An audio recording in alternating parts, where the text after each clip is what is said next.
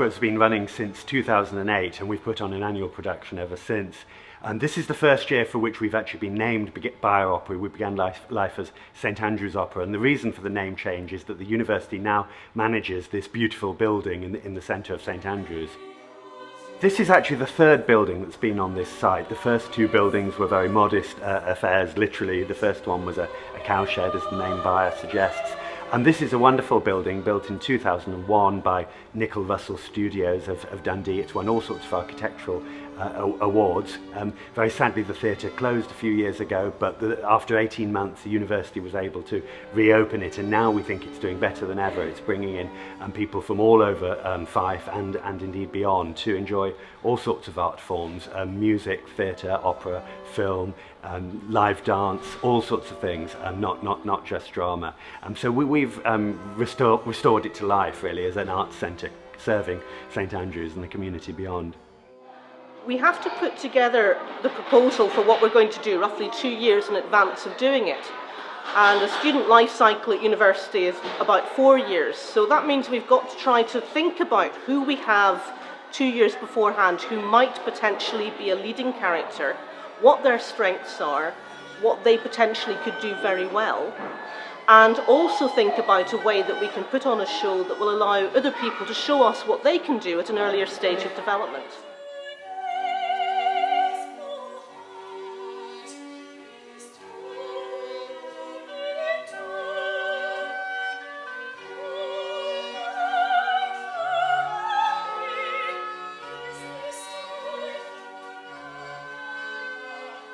My name is Caroline Taylor. I am graduating in a few days' time with an MA Hons in French, Italian and Spanish, and I was most recently Iphigenie in the Byre Opera production of Iphigenie in Tauris here in St Andrews, and it's been a wonderful 4 years. This year's production was a unique project.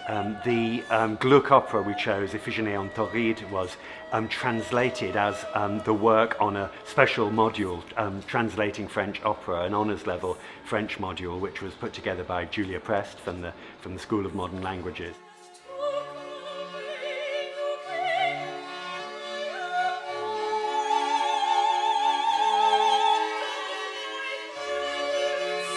I think Iphigenie was probably exciting. Well, it was exciting for a number of reasons. I think it's very beautiful music, Gluck, but also it was exciting to be a part of the translation module that actually produced this new English translation, which is a huge challenge. And under the leadership of Dr. Prest and with workshops with Michael Downs, the director of music, and Brian Bannatyne-Scott, the honorary professor of singing, I think we produced something that was vocally, it worked very well, and it gave us quite a personal touch. It's a really unique experience having students producing the translation that's then performed by the opera company of the university. So it's very exciting, and I think we were all just delighted that it came off so well.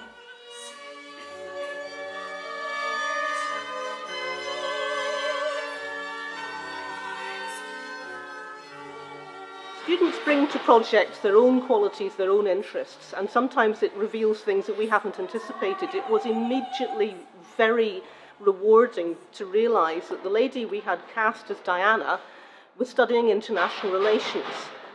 When we cast her, I knew she had a wonderful stillness about her, but she's actually going on to do a master's in international conflict studies. And there she was on stage playing the character who resolves an international conflict. So for me, that was very exciting to see her do that. And I think personally that will have been very rewarding for her to get that opportunity to play that part.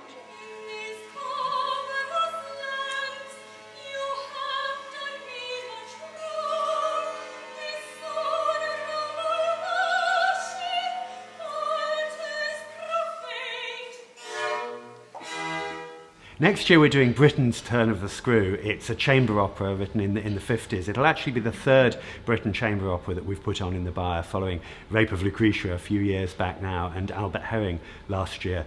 Britain chamber operas are particularly well suited to this intimate performance space and also to the younger voices that we have. In some ways, Turn of the Screw, with its claustrophobic story and indeed music, is particularly well suited, we think, to the Byre. It's a piece I've dreamed of putting on here for some time, and I'm very, very excited to have the opportunity now with the wonderful singers that we've got coming through.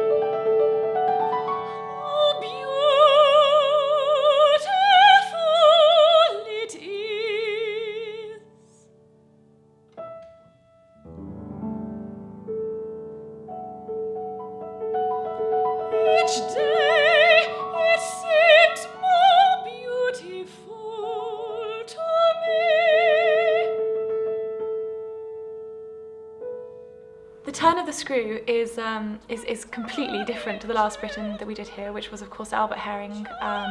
You've got Loxford, you've got the village. It's very much a sinister, jovial approach to village life. And The Turn of the Screw is of course a haunting, quite terrifying story about a governess who goes mad with the presence of these spirits, if you will, in a house that she is working in. And I think to do something like this in St Andrews with particular themes, particularly in The Turn of the Screw, it's very exciting, and it's something that will be probably a challenge musically as well as with the plot of the opera itself. But I think it should be a fantastic production, and I know we're all very excited to see what happens. No, no, who is it? Who can it be? Some servant? No, I know them all. Who is it? Who can it be? Some curious stranger, but how could he get in? We think that Byre Opera is an absolutely unique opportunity for anyone with an interest in singing or in developing their skills as an opera performer.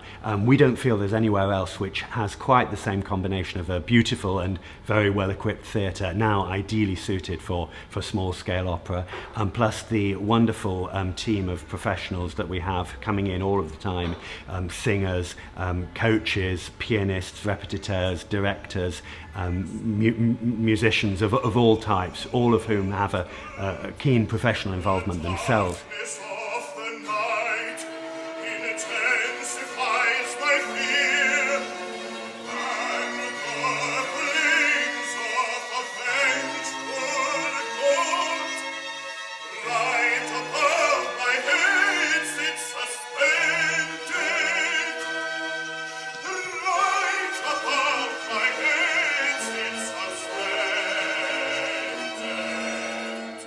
We believe it's an ideal site and an ideal setting for students to really develop their skills as opera performers. Alongside the wonderful work that Tom Wilkinson does with the chapel choir, we feel that St Andrews can offer a real all-round education for a singer. Even though it's not somewhere you can do a full-time music degree, we feel it's probably one of the best places in the country that you can come if you want to develop as a singer.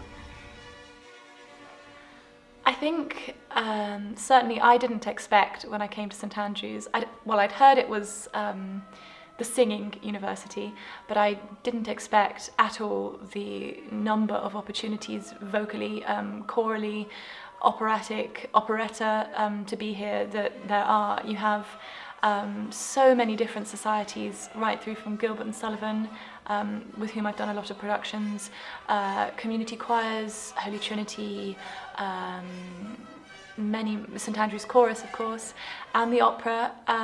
So I think it's just absolutely a wealth of opportunity in St Andrews, and I think it is definitely unique. I don't know of any other university in the UK yet that has combined academia with such fantastic musical opportunity, and I think we're all quite lucky to have that here.